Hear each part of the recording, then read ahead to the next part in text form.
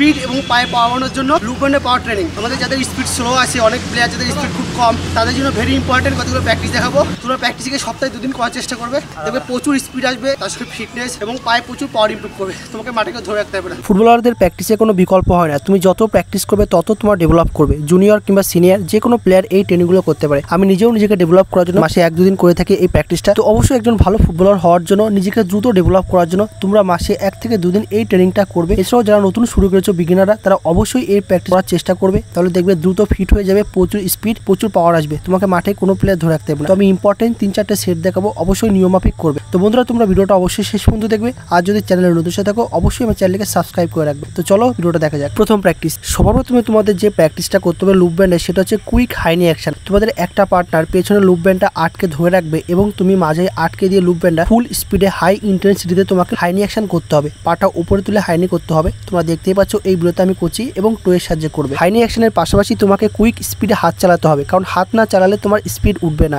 দেখতে পাচ্ছ আমি আমার কুইক হাত স্পিডে চালাচ্ছি এবং তার সঙ্গে আমার পা চলছে। তো 10 গজের মধ্যে তোমরা এই প্র্যাকটিসটা করবে। পার্টনার পেছনের দিকে টার্ন রেখে হালকা স্লোলি লুজ করবে এবং তুমি সামনের দিকে টেনে নিয়ে যাবে। 3 সেট করবে। দ্বিতীয় প্র্যাকটিস, সাইডিং হাইনি অ্যাকশন। প্রথম প্র্যাকটিসটা নিয়মাফিক করার পর দ্বিতীয় তোমাদের যে প্র্যাকটিসটা করতে হবে সেটা হচ্ছে সাইডিং হাইনি অ্যাকশন, মানে সাইডে হাইনি অ্যাকশন করবো এবং পার্টনারকে টেনে নিয়ে যাবো। তো বন্ধুরা যে প্র্যাকটিসগুলো তোমাদেরকে দেখাচ্ছি, প্র্যাকটিসগুলো একটু হার্ড আছে, তো তোমরা একটু রেস্ট নিয়ে করবে। তো সাইডিং এই হাইনি অ্যাকশন প্র্যাকটিসটা তোমরা সেম আমার মতো 2 সেট করবে।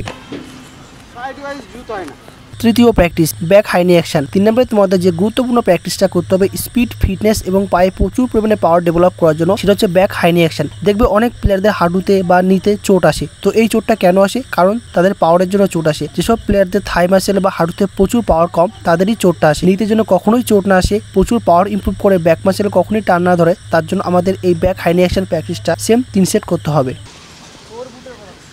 চতুর্থ প্র্যাকটিস, 4 নম্বরে তোমাদের যে গুরুত্বপূর্ণ প্র্যাকটিস করতে হবে স্পিড বাড়ানোর জন্য, সেটা হচ্ছে একই জায়গাতে দাঁড়িয়ে এবার হাইনি অ্যাকশন করবে। 30 সেকেন্ড সময় দেখে এই প্র্যাকটিসটা হবে। তোমার পার্টনার লুপ ব্যান্ডটা তোমাকে ধরে টেনে রাখবে এবং তুমিও টেনে একই জায়গাতে 30 সেকেন্ড হাই ইন্টেন্সিটিতে হাইনি অ্যাকশন করবে। তো প্রচুর স্পিড বাড়ানোর জন্য অবশ্যই এই প্র্যাকটিসটা 2 সেট করবে। পঞ্চম প্র্যাকটিস, 5 নম্বরে তোমাদের যে শেষ প্র্যাকটিসটা করতে হবে লুপ ব্যান্ড ট্রেনিং সেশনে, সেটা হচ্ছে এবার তোমরা 2 পা ডিস্টেন্সে 2টো মার্কিং করে দিয়ে একই জায়গাতে সাইডিং করবে। দেখতেই পাচ্ছ এই ভিডিওতে আমি করছি, সাইডিং এ যাবে আবার ব্যাক করবে। সেম এই প্র্যাকটিসটা তোমরা 15টা করে 2 সেট করবে। এই প্র্যাকটিসটা করলে তোমার প্রচুর পরিমাণে ফিটনেস ইমপ্রুভ করবে, তুমি খেলার মাঝে ইজিলি টার্নিং করতে পারবে। তার সঙ্গে আমাদের থাই মাসেলে, নিতে, হাঁটুতে, অ্যাঙ্কেলে প্রচুর পাওয়ার ইমপ্রুভ করবে। আমাদের যদি অ্যাঙ্কেলে কম পাওয়ার থাকে তাহলে আমাদের যখন তখন পাওয়ার শুটিং মারতে গিয়ে চোট আসতে পারে। তো এই সমস্ত ট্রেনিং করলে কখনোই আমাদের অ্যাঙ্কেলে বলো কি হাঁটুতে কখনোই চোট আসবে না। তো অবশ্যই একজন ভালো প্লেয়ার হওয়ার জন্য, প্রচুর স্পিড নিয়ে আসার জন্য, নিজেকে ইন্ডিভিজুয়ালি দ্রুত ডেভেলপ করার জন্য এই প্র্যাকটিসগুলো তোমরা নিয়মাফিক সপ্তাহে 1 থেকে 2 দিন করো, তুমি রেজাল্ট পেয়ে যাবে।